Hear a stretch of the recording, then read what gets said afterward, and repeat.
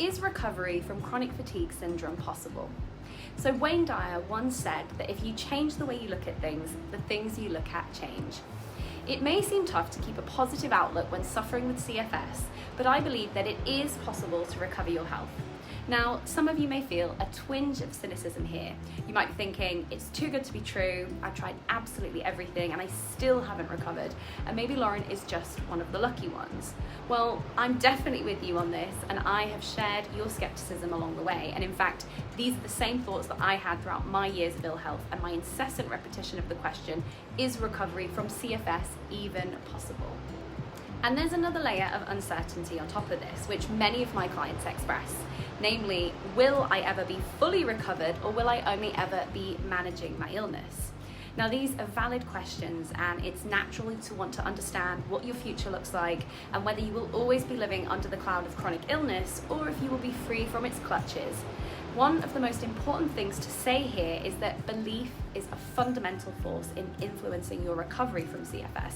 And that might sound completely woo-woo, but hear me out. So this illness and its very nature are almost the opposite of what you know, and so is the route out of it.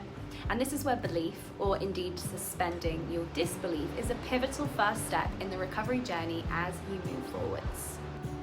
If you don't believe that you can recover, what messages are you sending your nervous system about the possibility to restore your health?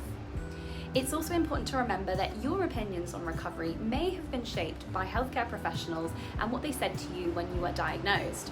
So these opinions will have been shaped by the healthcare professional's own experiences of the illness and not necessarily any statistical data per se, as of course there's so much that medicine does not fully understand yet when it comes to CFS. With this in mind, walk yourself back to your first prognosis.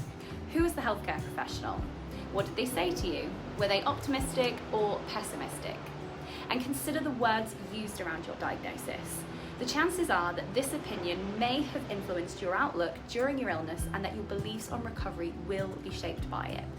So many people think that they are doomed because they hear negative stories from their doctors about the illness being incurable and lifelong. So this is your reminder that beliefs are simply opinions and we so often treat them as facts. But in fact, beliefs are fluid and malleable. We can change them just like we change our opinions. And even if we don't have all the evidence for them initially to change them, it's an important consideration to reassess your outlook on recovery and your beliefs around that for moving forwards in a positive light.